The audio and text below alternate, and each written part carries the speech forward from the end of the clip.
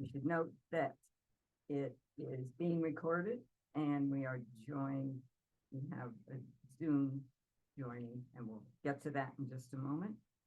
I think because it's being recorded and because we've got the Zoom person as well, then it would be good if we introduced ourselves. And so, Gail White Usher, and I am chair. Patrick Muley, vice chair. Toby Bishop, clerk. Ian Sullivan, commission member. Jane Doyle, commission member. Katrina Dawson, alternate. Thank you all. And we're joined by attorney Rich Roberts, who is the town attorney, and he's joining us by Zoom. Hello again, Mr. Roberts. Hello.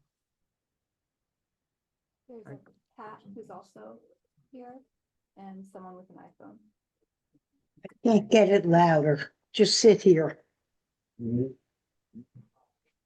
I couldn't hear at I that don't, all. I don't. Pat. So maybe Pat. Pat Sit Allen. on a few pillows so I can get up. Can you turn the volume up on that? I can't tell. What was that person? Thank you. Pat. Just Pat is all we know? Yep. Okay. I don't think so. Okay. Right, this is a special meeting, which means that we are constrained to only the topic that was listed on the agenda, which is conflict of interest. And the purpose of our meeting is to address concerns for conflict of interest that were made in an application for a certificate of appropriateness. It became obvious at the public hearing last week for this application that we couldn't really adequately discuss this issue in the more rigid procedures of a public hearing. And so we're holding this special meeting so that we're able to address it and the complexity of this particular concern. The Woodstock Historic District Commission has 3 levels of rules and regulations that guide it. The first is our own rules and regulations. The second is the Town Code of Ethics, which all of us as commission members signed when we joined the commission. And the third is the Handbook for Historic District Commissions and Historic Property Commissions. Pat said she can't hear you, so I'd like you to speak up, and also if I could move this a little closer. Sure. I don't want to pull your computer. Looks like, Which places would need to be closer to the mic? no, I'll just project. I spend my life speaking in public, so I can, so Is that better? I will, let's see, I'll go back to the Yes. purpose of the meeting. Can we just ask that individual first if they?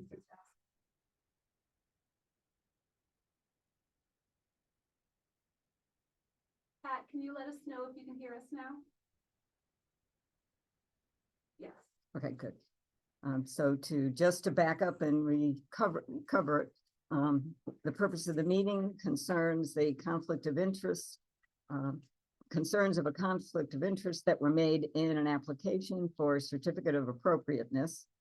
It became obvious at the public hearing for that application last week that we could not address the issue in the more rigid procedures of a public hearing, and also that the concerns were more complicated than could be addressed in a public hearing. And so we are holding this special meeting in order to adequately address those concerns. The Woodstock Historic District Commission has 3 levels of rules and regulations that guide it. The first is our own rules and regulations. The second, the Town Code of Ethics, which we all signed when we became members of the commission. And the third is the Handbook for the Historic District Commission and Historic Properties Commission for Connecticut. And we've all familiarized ourselves with that, and I also have handouts of those particular sections that concern conflict of interest. We've used these regulations successfully in the past. When the situation has arisen, commission members have always acted appropriately and recused themselves. All three of these guidelines are clear that conflict of interest is defined as personal or financial interest or gain. The Woodstock Historic District Commission rules say that in an instance of a dispute, the final decision rests with the chairperson and is conclusive. Now, usually then, when addressing conflicts of interest in the commission, it's been a simple matter to resolve it. But we learned at last week's public hearing that the issue is a bit more complicated because because I'm one of the members of the commission that the applicants believe has a conflict of interest. The second is Commission Member Ian Sullivan. And I have also, everybody's got a copy of and has had and seen, and there's also copies there for anybody who wants them, of the two excerpts from the Dawson's application that lay out their concerns. Now, this means that I cannot act in my capacity as chair to make a decision on Ian Sullivan or myself. And the vice chair was out of town for last week's meeting, adding a further complication. This brings us then to today's meeting that better addresses this issue. Additional piece of information, based on the statements in the Dawson's application, these specific concerns of conflict of interest are caused by Ian and my association with Historic New England, Roseland Cottage. The Dawsons appear to feel that Historic New England is exerting influence on their application through Ian Sullivan and me. And we also distributed, everybody has seen, and there is a copy of, and I introduced it at last week's public hearing, a letter from Carissa Demore, who is Vice President and Chief Policy Director for Historic New England, that specifically addresses this concern from the perspective of Historic New England. And so with that, then, commission members, we have town attorney with us to answer questions and provide additional guidance. And we'd like to discuss then this issue, these concerns, what questions we have for to make this simpler, to make sure that we all get heard in a reasonable order. I'm going to ask that we raise our hands to be able to speak, so that, as in a casual conversation, we don't end up talking over each other. And it'll also make it much easier for the clerk to be able to record. And that, Katrina. Yes, I wanted to make a clarification. I don't think we ever said that Historic New England is exerting influence through you. What we've said is that the fact that you are associated with Historic New England has an appearance of conflict of interest in the sense that it may influence your ability to be able to be fully impartial on the judgment, because Historic New England, Roseland Cottage is our next door neighbor, and anything we do on our property can be seen from there. The fact that your financial interests and also some of your other interests are tied to Historic New England at least raise the question on whether that judgment is fully unbiased or may have unintended biases, not objective, like I'm going to rule against these guys, but when you're thinking about it, it's in your mind, it's in the back of your mind. So that is what we had asked the commission members to think about carefully and discuss with the attorney whether it's appropriate when they're to be making these kind of judgment that involve a lot of, discretion and balancing and things like that, whether you can put aside altogether the fact that Roseland Cottage is there and it's 1837 and it's, you want everything to stay the way it was in 1837. I did not have an answer. I didn't say that you actually are doing that. I said that there's an appearance of that and that there may, I didn't, But- the fact that there was concern in the past that white roofs can be seen from Roseland Cottage and a lot of other factors made us think that there might be that judgment. So that was all. We didn't say that they are actively using you guys to exert an influence. You are implying instead that there is still influence, that there is still influence that is tied to Roseland Cottage. Correct, because we're human beings, right? There's influence that is tied to You are, well, that's an assumption you are making on your part that it exists for either Ian or myself. I want to make one quick, I see you and I see you, one quick clarification. Roseland Cottage did not exist in 1837. course.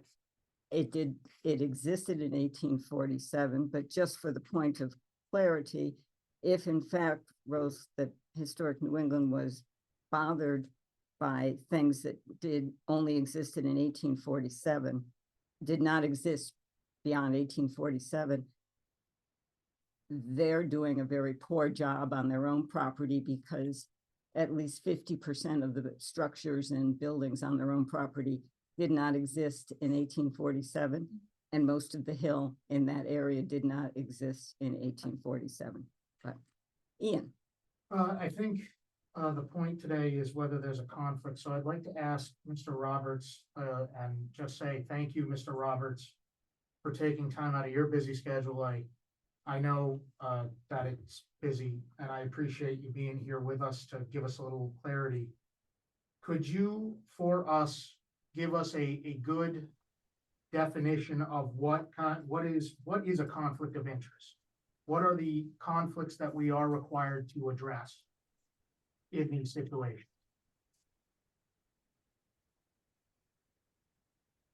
The clear ones are when there is some financial benefit or gain to a commission member that comes from making a decision one way or the other on an application. If it's a project that you're working on professionally, if it's your own property or a close family member or something like that, where there's some financial benefit. Likewise, if there's some financial or economic harm to you, if a decision goes in a different direction, those are the most obvious types of conflicts of interest that are prohibited by, the statutes, the handbooks, and the town ethics code. Could you They're- define- I'm sorry. No, go ahead. The two other ones that are a little more difficult, the first is a personal conflict of interest where you individually have not necessarily a financial interest, but you have some kind of vested personal stake in the outcome of a particular application because it's, a close friend or, some other type of relationship that would cause you to be inclined not to be objective for whatever reason. Those are more complicated to describe, and they're the ones that are, you know it when you see it kind of situations. And the last one is what I think we're talking about here, which is the perception of a conflict of interest or a possible conflict of interest based on a set of circumstances. And generally, the way those are handled is, as is the case here, someone raises the issue. The commission member who is the one that may or may not have the conflict of interest um, responds to that by saying, well, that's a good point, but, I think I can hear the application objectively because, A, B, C, and D, or, alternatively, if it's one where, there's still some lingering doubt and, um, you just don't want to have the process be questioned. You can say, yeah, that's a good point. I think I will recuse myself on this application, not because I have a conflict of interest, but because there's a legitimate perception that I might have one um, based on a particular set of facts. And I don't want to undermine the public's confidence in the fairness of the process. That's kind of the universe of situations. And while the the guidance here is that the chair decides, usually in situations like this in land use commissions, it's the commission member who has the real or potential conflict of interest who ultimately has to make the decision. It's not like, you vote 4-1 that somebody has a conflict of interest. They usually have to come to grips with the situation, on their own based on, in their mind and in their hearts, are they able to um, process the application in an objective manner um, or not? Are there any in your mind circumstances that would, be blunt or on their face in your mind, easily said to be perceptively a conflict of interest? I would think, maybe if you were, I guess I won't put words in your mouth, but are there any that stick out to you as being good examples of perceptive conflicts of interest? Um,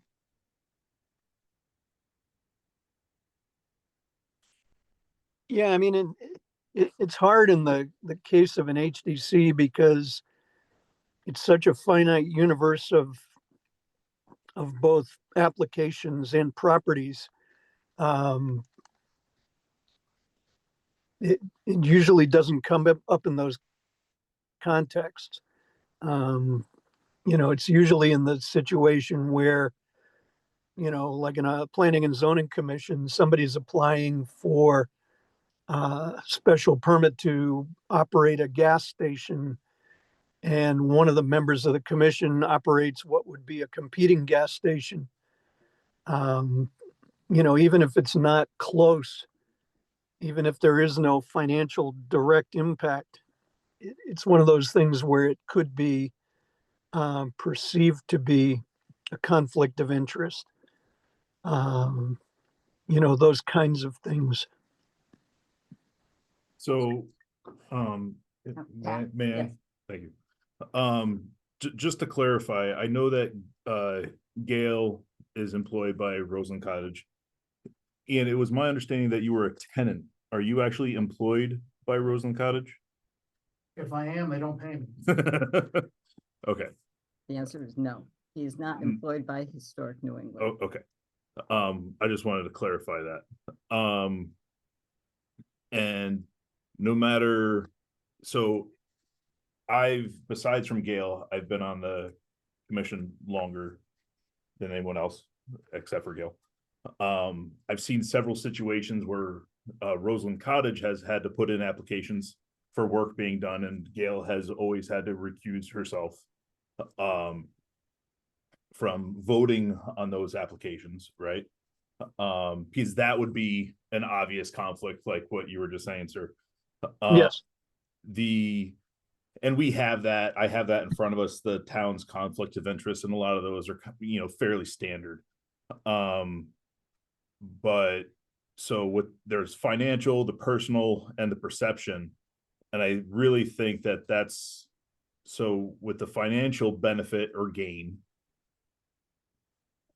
I don't believe that there is any more or less money being made by you in your job, no matter how anything goes on this commission, because as Carissa's letter here is stated, that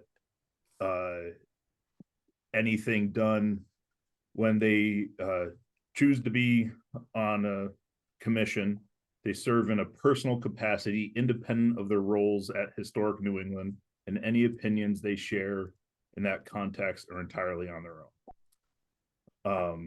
So that's Historic New England themselves saying that there is separation from that. It's also kind of, so, Roseland Cottage is your neighbor, but so except for Ian, because Ian rents at Roseland Cottage, I live in the Historic District Commission. I don't live directly next door to you, but if I did, would the same perception of a conflict of interest be there, and me being a neighbor being on the commission? Are you a museum? I'm not, but that's the thing. Where's, because that's like, it gets kind of nitty gritty when you're talking about personal interest, right?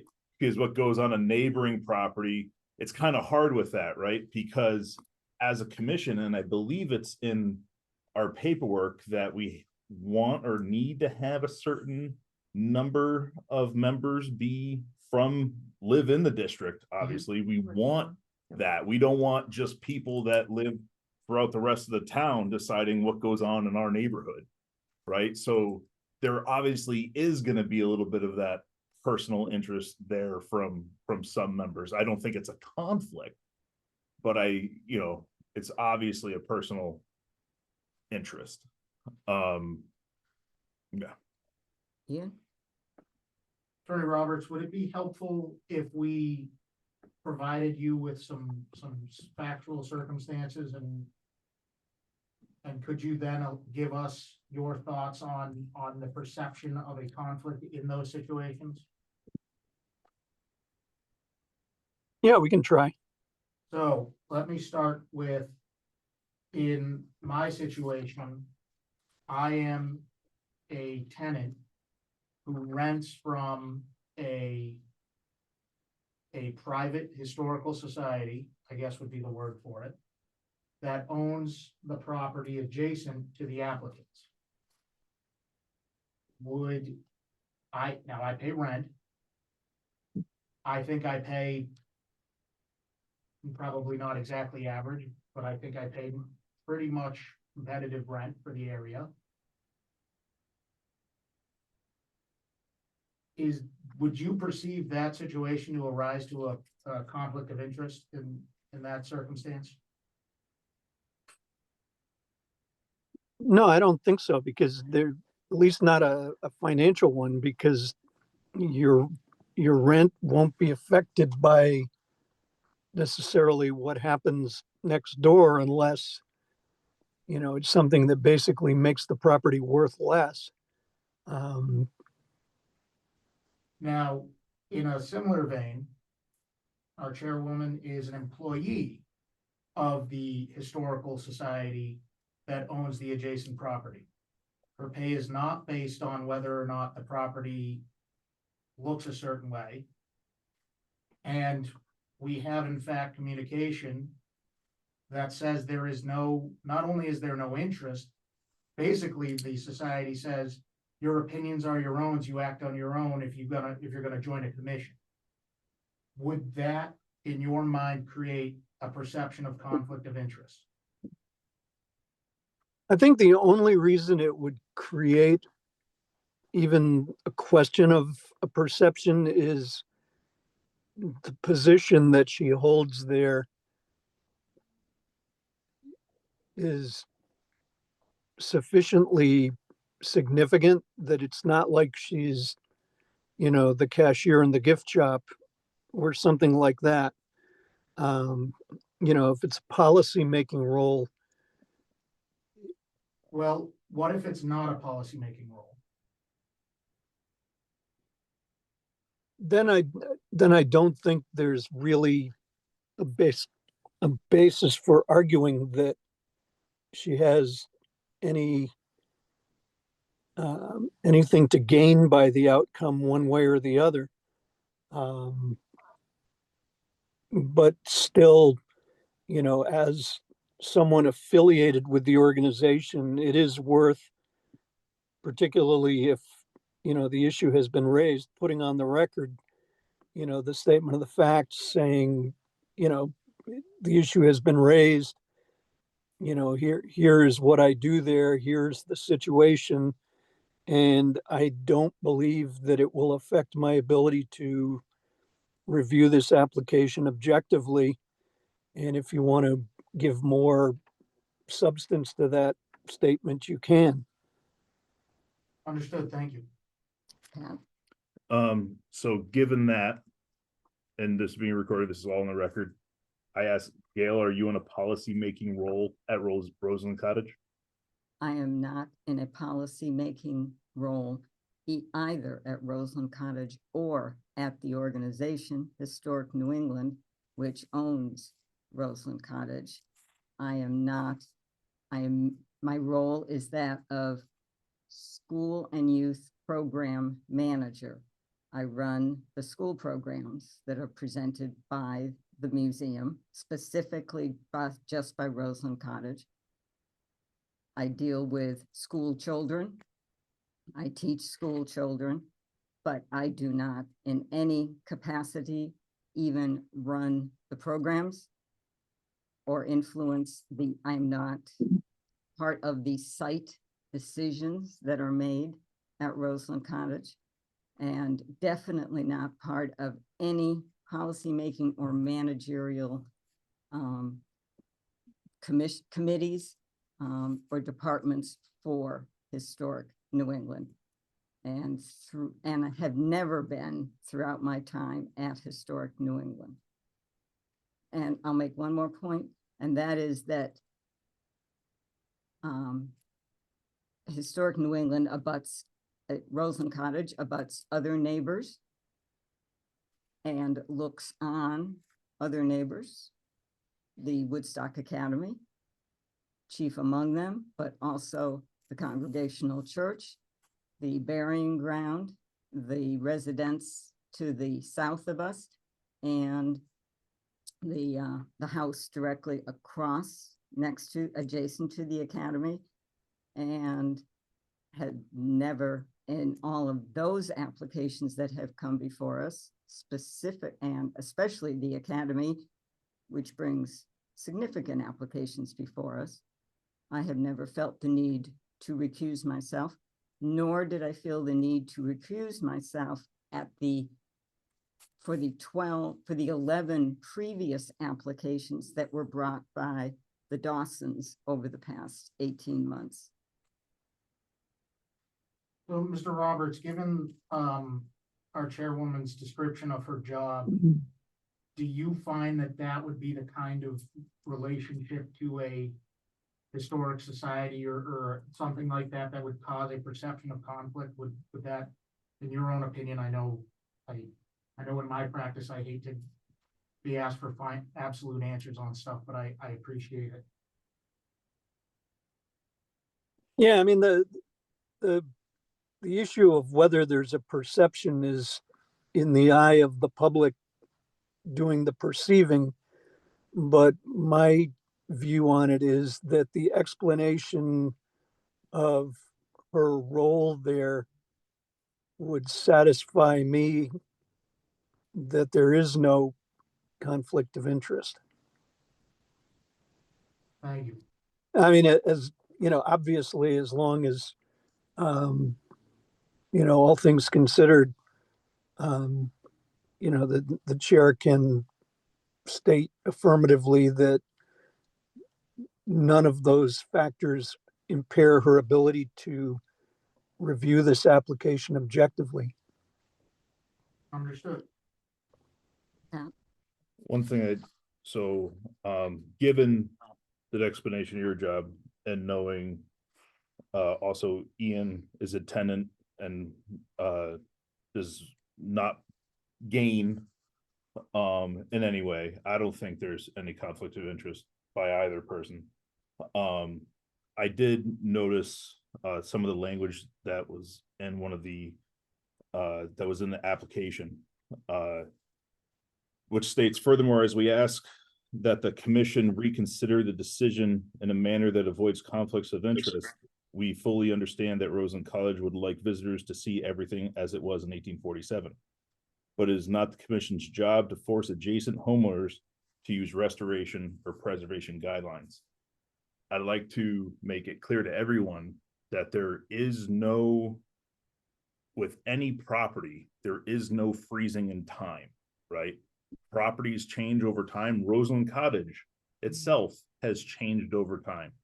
There's nothing that says that a property has to be restored to its original, right? For example, I live within the district and I have vinyl windows on my house.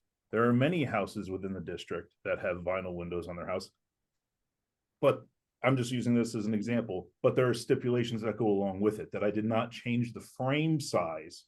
So the actual structure of the home stays the same. And if at any moment I sold the house and somebody wanted to restore it back to single pane glass, the frame is original and they could do so.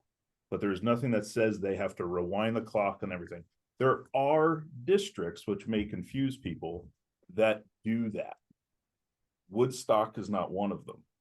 There are some districts within Connecticut that even if you have an asphalt roof now, when you go to change it, they've put through rules that if you change it, you have to put it back to cedar shake, which is extremely expensive, right? That's not the condition in Woodstock. Thank you, Pat. And that is information that will be relevant when we resume the public hearing at Yes. our next meeting. Thank you. Further discussion, commission members. Questions for Attorney Roberts? Yes, I suppose, Ian. Mr. Roberts, just some final questions for you.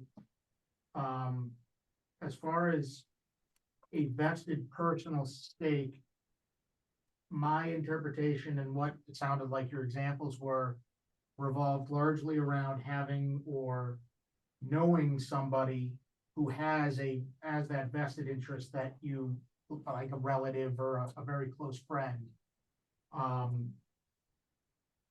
In dealing with that and the pecuniary issues, obviously I think, as you did, narrowed the issue to the perception of conflict, but in the event that there is a question on pecuniary or vested personal stake issues, is it similar in that by stating the facts as they exist to our knowledge and applying the standards of the commission, it's essentially on each member to say, okay, here are the facts. I know that given those facts, I will not have a conflict of interest, and that's satisfactory. Is that accurate? Yeah, generally. I mean, and one of the other things to bear in mind is that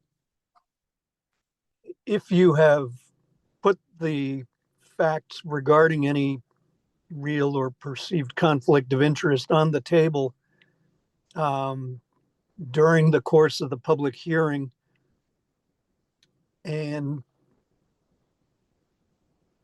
everyone seems satisfied with the responses, then it's more difficult to raise it in the context of an appeal of the outcome of the decision if nobody basically indicates on the record that they still have a problem with that commission member participating. So, Sort of like a waiver. yeah, pretty much. You know, you've put the facts out there for everyone to hear. And you know, if they don't basically say, you know, I still think you have a conflict of interest, unless there's new information that's discovered after the fact that hadn't been disclosed, it's very difficult to use that as a hook to try to reverse a decision. And maybe, it may be beneficial for the, well, I guess that's maybe a topic beyond, today, but, just for my own edification, I apologize if I'm going I am gonna go beyond anyway, because I have a question for you, and I don't frequently get to corner you like this.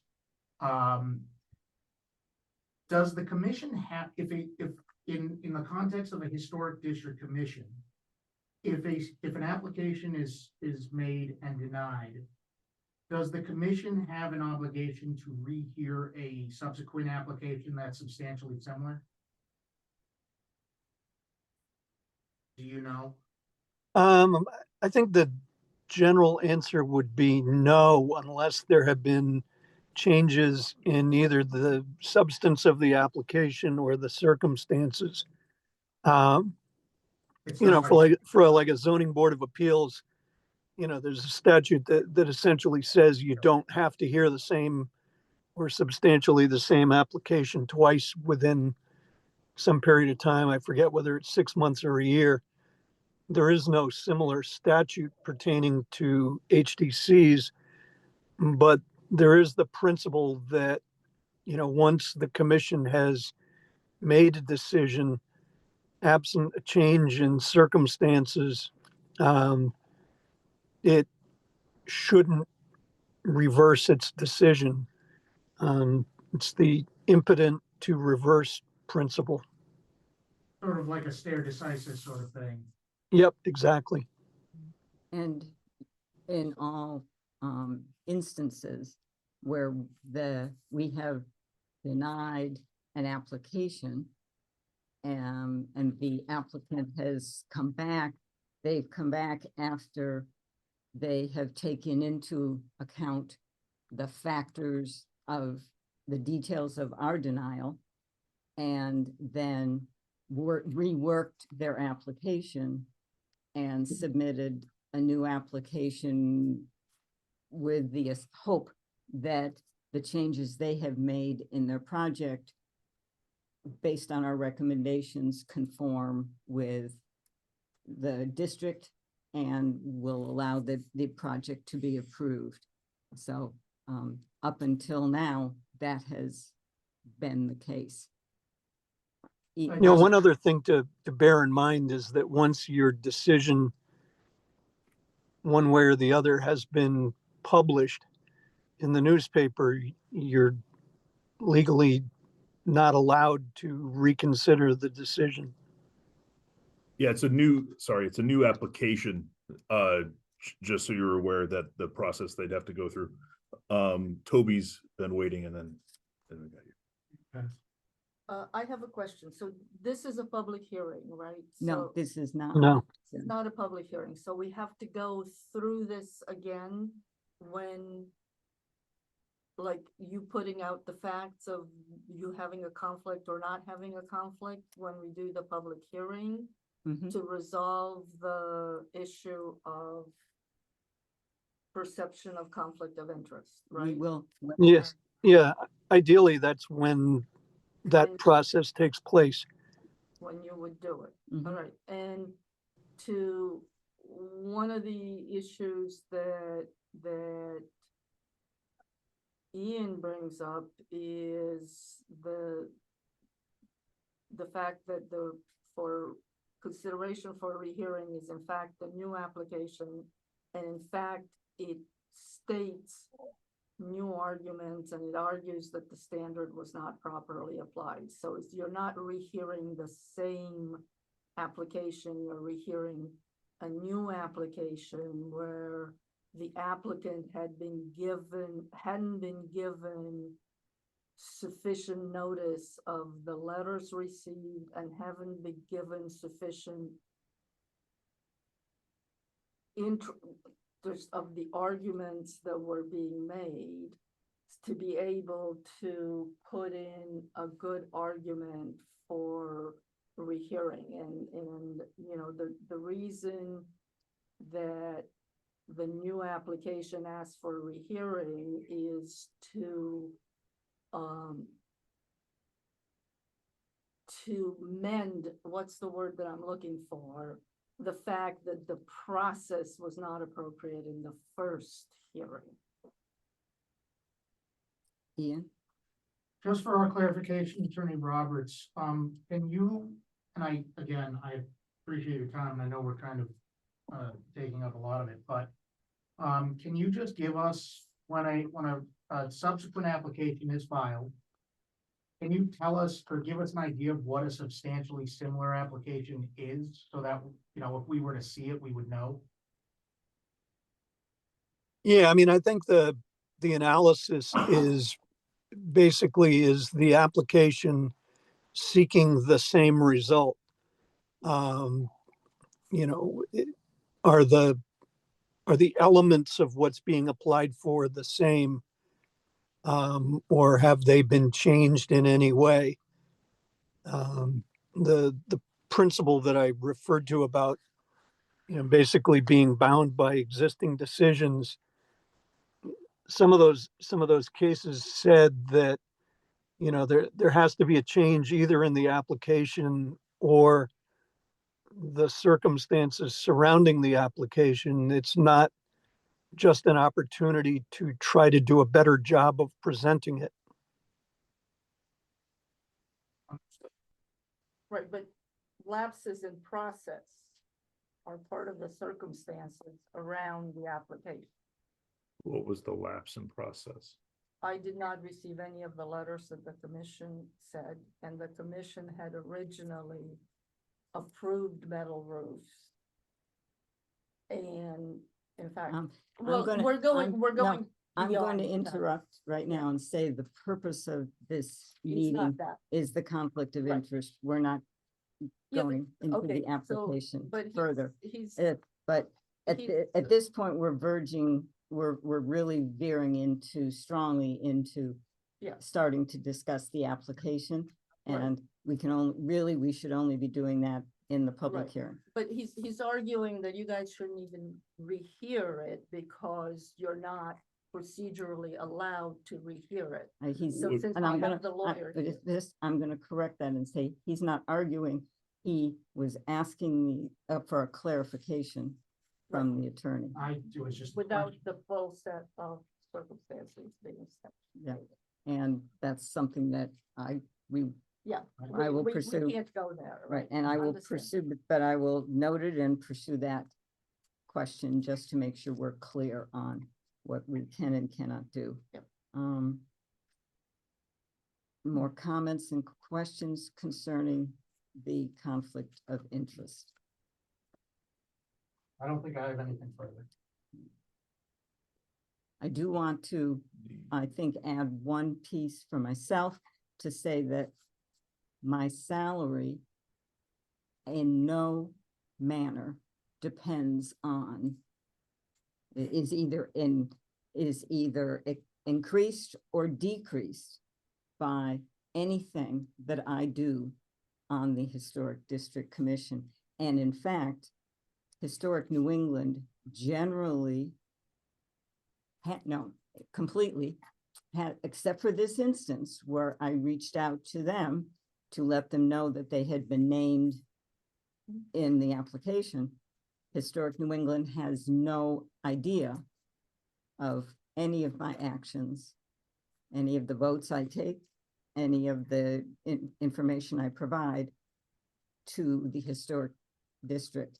And so, what my salary is and my position is in no way, shape, or manner influenced at all by my actions on the Historic District Commission. Now, to move forward, whether it's with the Dawsons, right, or any of the other property owners that are neighbors or in view of Roseland Cottage, because we've had this meeting on the record with the town attorney, would it be appropriate to have something in writing from the town attorney to have in our records that there, you know, that there is not to be found a conflict of a notable conflict of interest with either individual that is at the Roseland Cottage, because specifically two were mentioned in your writing. So, sir, do you think that would be prudent to throw something in writing that way, just in case anything were to happen down the road in the future with another neighbor or property owner, that we could say that this matter has already been discussed? What I think the best way to approach it would be is if there are future applications from abutters of properties owned or occupied in any way by any of the members of the commission, that when the hearing opens, you just indicate, you know, I live across the street from the X property. You know, I want to say for the record that, you know, the outcome of this application has no financial or other impact on me or my well-being, and that I will be able to review and deliberate on the application fairly and objectively. So that statement would be recorded in our minutes on every application where that could be an issue, correct? Yeah, I think that's the best way to Okay. protect yourself from anyone being concerned about it in the future. I have a question to expand on that. What if members are customers of a property in the district? And I'm thinking, you know, we have Woodstock Orchard in the district, for example, Yeah, my fault. and many people are customers of Woodstock Orchards. One might expand this to say, perhaps when they go to Woodstock Orchard, they get an extra bushel of apples. Perhaps they get extra donuts. By, you know, there are ripples to this, and I wonder just how far is reasonable to take this. Well, it's hard, right? Because we're all members of this community. So that's where, like, when he was talking about, you know, personal interest, like we all live here, whether we live in the district or not, or live somewhere else in town, we all live here. So you could stretch it a million different ways from Yeah. Sunday, you know, but how what- far do you at- go out with it? At what point is it a ridiculous stretch? Right. Does it, should it be contained? And why is it just the museum that is at the moment causing the issue? The fact that it's a museum causing the issue, why couldn't the influence be from another property that's perceived as exerting more influence? Yeah, I mean, I think if somebody on the commission were an official with the academy, you know, that might be something that could be raised at some point in the future. But I think your point is correct in terms of where do you draw the line. I mean, You know, I went to the academy. I used to belong to the Hill Church. I've got relatives buried in the cemetery. Um, you know, does that render me incapable of making a decision on any application on the top end of the hill? Or I would say, could it potentially call into question one's ability to be fair and impartial when hearing an application and rendering a decision? So that it would be helpful to be able, for us to be able to understand the realistic boundaries of conflict of interest. Yeah, I mean, I think the trigger points are when either someone, the applicant or someone in the public raises it, or two, it's something that rises to a conscious awareness on your part saying, oh, you know, I have an affiliation with X.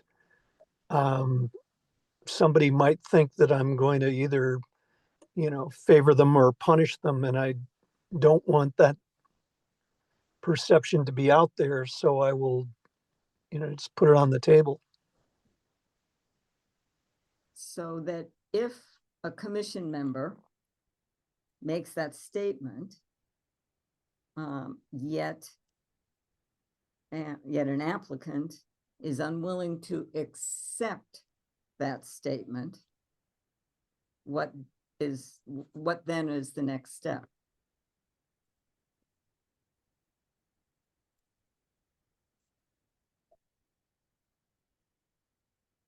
If I may, without stepping on Attorney Roberts's toes, my assumption would be, and let me know if you agree, Attorney Roberts, would be that the appropriate venue would then be an appeal, just like any other land use agency, where there's a decision that someone feels there's an error or an issue, it would be appealed according to the statute, the time frame, and the appropriate venue, which is probably a Superior Court, and proceed accordingly. Does that sound correct? Yeah, I mean, that's the formal answer. I guess the informal answer is, you know, the commission member can sleep on it and decide whether, you know, this is a battle worth fighting, and having your ethics called into question.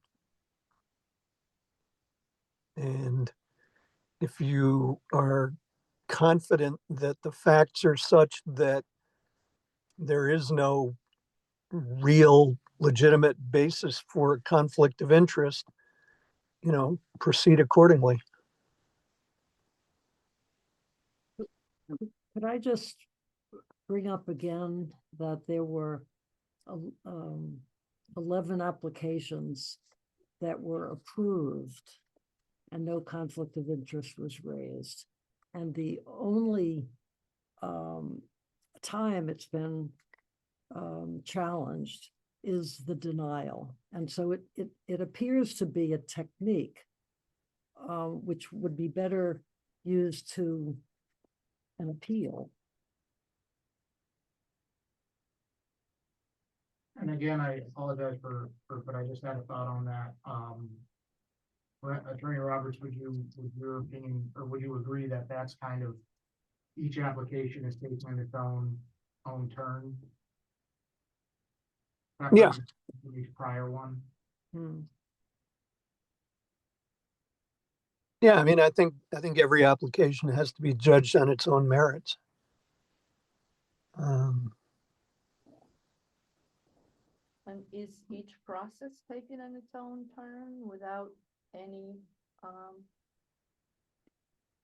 worry about prior processes?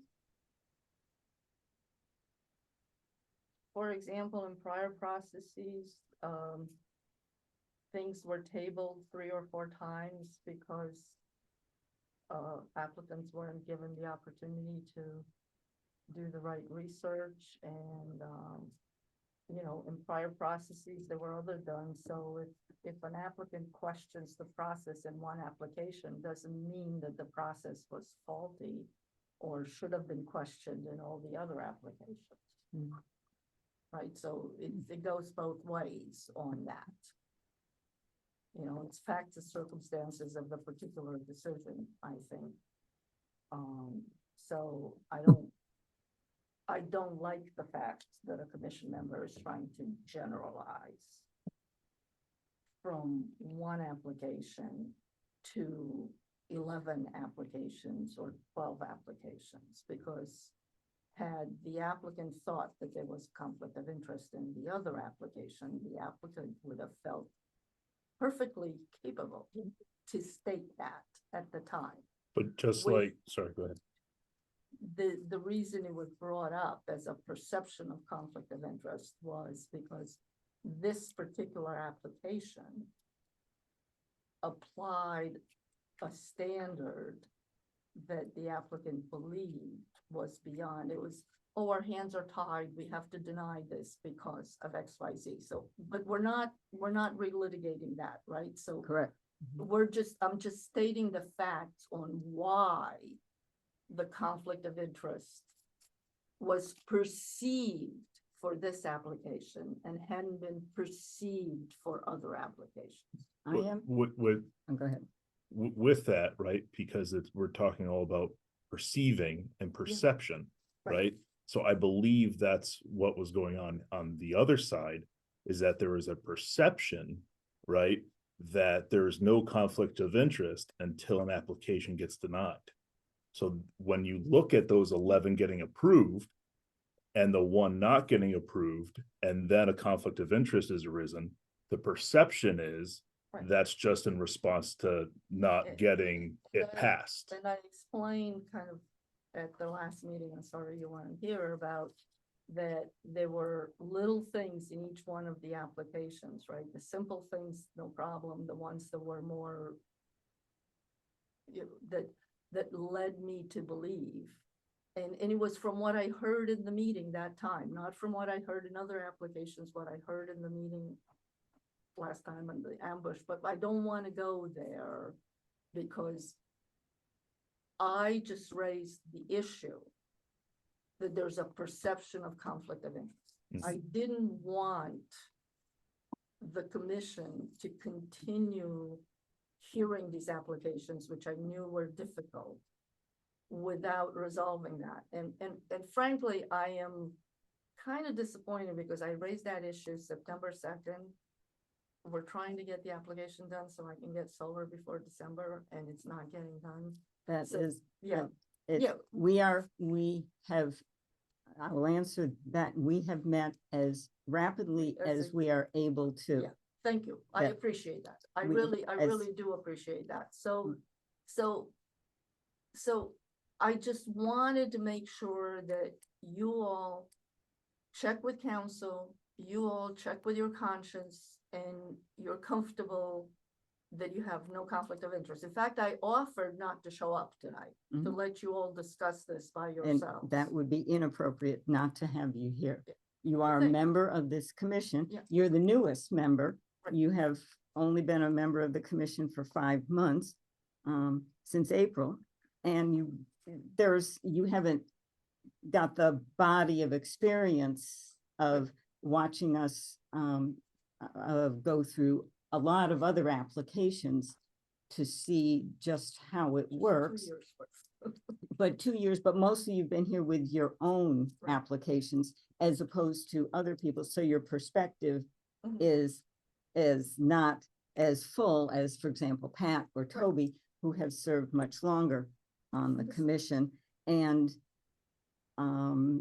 seen how we approach every application independently and fairly without bringing any any outside influences into our decision making. Our duty is to the Historic District Commission, to the residents in the commission, to the town of Woodstock, to the state, And we also are responsible to the federal government as well through the National Park Service. So we have many layers of obligation. And we all, as well as you as the newest member, treat those obligations very seriously. And I said, we approach every application independently on its own merits. Ian? Mr. Roberts, I just have two final questions for you. One, would you say that if an applicant came to us and said that there's a conflict of interest and the reason for it was a disagreement as to interpretation of policy or procedure or standards, does that in your mind arise to what you would think of as a conflict of interest that would require recusal? That's a false statement. I'm just asking a question of the attorney. No, I don't think that would be a conflict of interest. I think that would be a problem of predisposition or bias, where you come into the hearing unwilling to hear. And I think the response by the commission member should be the same there, which is, I may have opinions, but I'm certainly willing to hear anything that anybody has to offer. And, I'm willing to be convinced otherwise. And so can you clarify a little bit more for us the difference between a bias or a predisposition and a conflict of interest? Conflict, I mean, at the end of the day, they're the same thing, which is, essentially that you have decided you're going to act in a certain way based on improper circumstances. In one of them, it's based on, either financial or personal benefit or gain. In the other one, it's because you essentially are unwilling to hear what the applicant has to say or to take in any new or conflicting perspectives on something. I think people are quite often set in their ways and have, customary ways to look at certain things and opinions about how projects should be handled. But it's only a problem when you basically have made it clear ahead of time that you don't really care what anyone has to say. You're not going to change your mind. Could you give us some examples of I guess the most obvious ones that come to your mind as to what are some of those situations where there's obviously if someone said, there ain't no way I'm doing this, I assume that's one of them, but are there others that come to your mind? I mean, that frankly has been the most common one, which is, when the applicant shows up and you say, you can stand here for 3 weeks and I'm not going to approve this. Or, you indicated in the application to be appointed to the commission that, please be assured that I will never approve vinyl windows on anything under any circumstance. And, you carry out that premise during your tenure. I mean, those are the kinds of predispositions that undermine the process and get decisions reversed. As long as there's some flexibility in the process, you should be willing to take into account whatever arguments or proposals people bring to you. So I think the thing then that kind of arises for us is, there's what is, when it comes down to it, is there a statutory or regulatory, guide, a lighthouse, so to speak, or guidestone we can cling to as far as, because I think there's inherent in a historic district, right? There's always some predisposition because the district itself is kind of predisposed to maintaining a certain, it's almost like an HOA, right? In a way where there's some form, sort of uniformity or standard. HOA. Homeowners Association. Does that, how do you, like, what's our guide stone then? How do we know if we're being, too rigid or not? Sir, if I may, before you answer that, I believe one big difference, even with an HOA or historic district, that there's a difference between a predisposition and then something that you have in writing that is the guidelines that we go by. Predisposition isn't policy. A predisposition is a choice already made up in your head, right? That I'm not going to do this. Well, if the I'm not going to do this is actually a policy within the district, that's not a predisposition, that's a district policy. So that's where those two things But there's a definitely difference differ. between policy and guidance, right? And, And Right. I think at this point, we're beginning to debate. Yeah, no, and Standard. I think that's what Pat's saying is sort of in line with the question that I had which is just to say, is there, what is the standard we're supposed to apply and, how does it? So I can answer some of that. The State Historic Preservation Organization, we are part of certified local government, and as such, our role is as preservationists. And this comes from the State Historic Preservation Organization. We are in partnership with state, federal, and local governments to advance preservation interests. That's our job.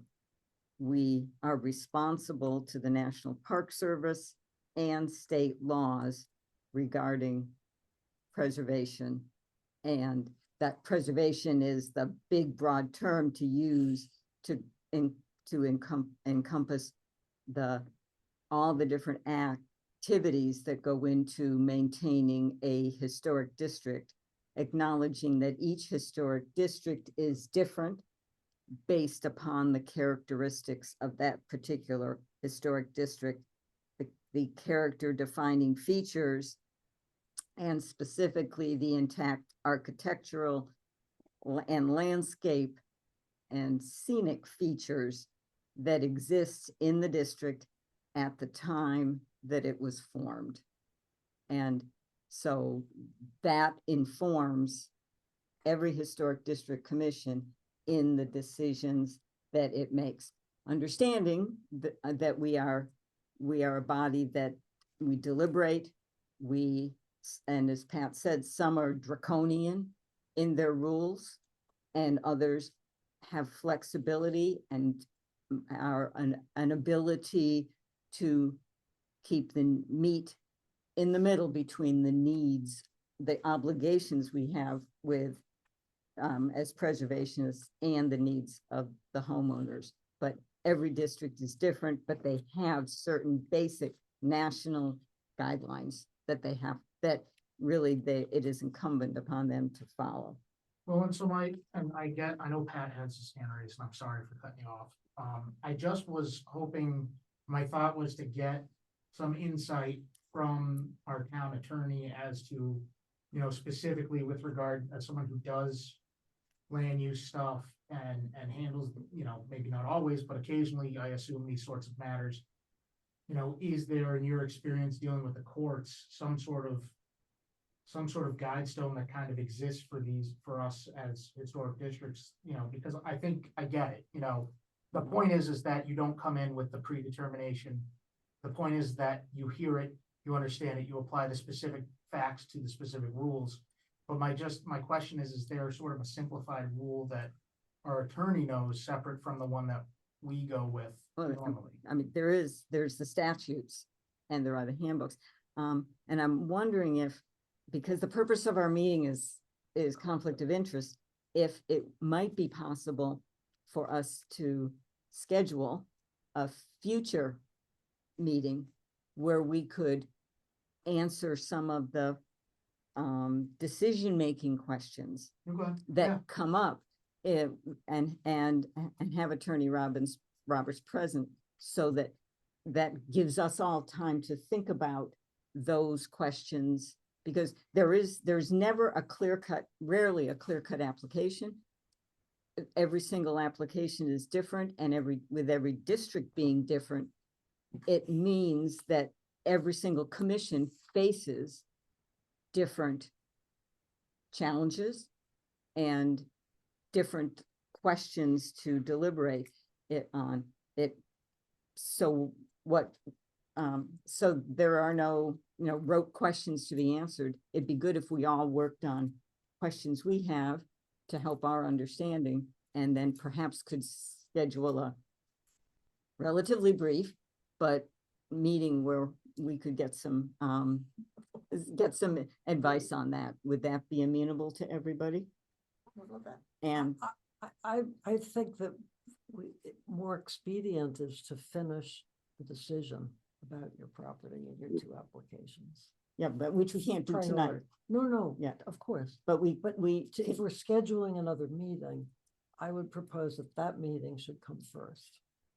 yes, I was thinking But in then the future, in- yeah. We do, Yes. yes, that comes first, but we do need, that's a good idea. Yes. Okay, all right. Pat, well, wait a minute, if it's amenable with Attorney Roberts, and if it's something that the town would be able to support us doing. Right. A conversation for another day. Okay. Restraining from your agenda. Yep, Right, that's what we're saying, is to have that another day. And it was with that, but these are just my final remarks on when we were talking about policy and what we're going by. We have the national stuff because that's on the National Registry. We have the state stuff. Point of order, Pat, it's not part of the conflict of interest question. I understand. It was off of what the attorney and what Ian was saying, just stating that if at any moment anybody were to ever have an issue, it doesn't necessarily mean it's a conflict of interest. But with the piece we were talking about, predetermined thoughts or the rules that we have on the table, is that the guidelines that the district goes by could always have meetings. The commissions can always change things, evolve things, not just by the ask or the question of someone on the commission, but also by someone that lives in the district to ask the commission to, hey, can you guys possibly reconsider looking at how we look at these issues and go on? That's all I have. so what I think we need, any additional questions? What do we, as commission, what do we feel is the best way to, at this moment, resolve the issue that's before us, which is of the conflict of interest that's been raised? Well, it's going to I believe- satisfy that. I believe we go with what the attorney had suggested, that in those situations from those property owners that are adjacent to Roseland, or anybody at any time, Yeah, shouldn't, could say, at every application that I have, no, there is no conflict of interest for me with this application.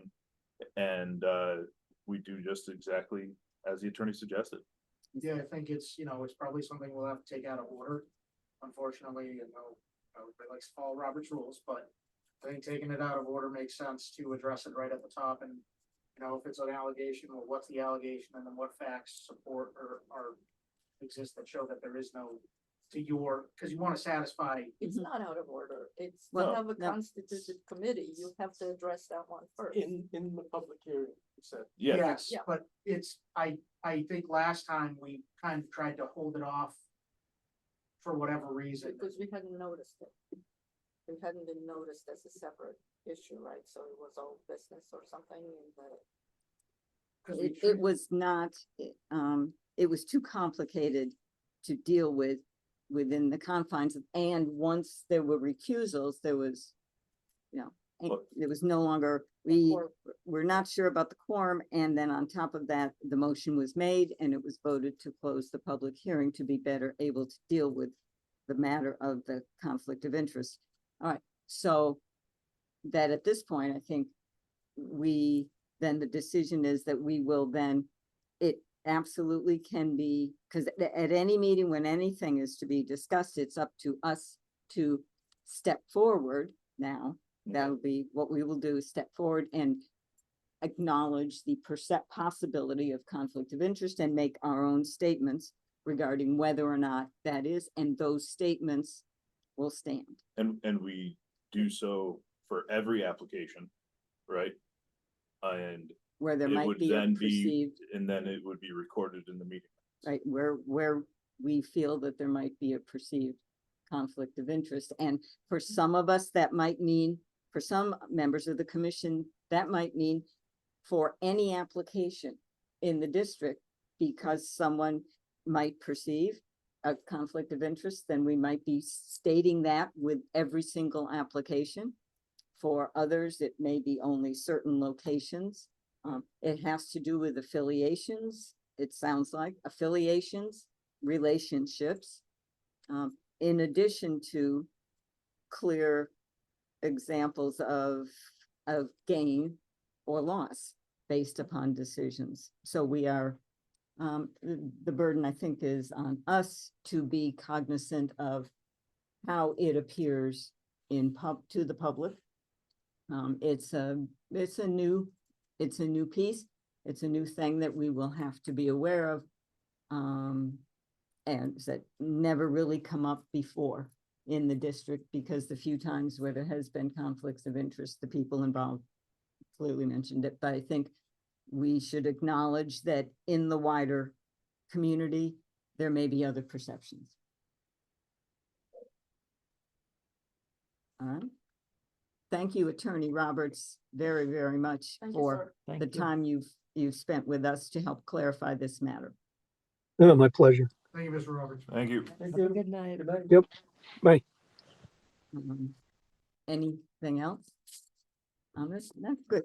Then I will take a Move to adjourn. move to adjourn. All discussion, all in favor, Aye. all abstained, opposed, motion carried.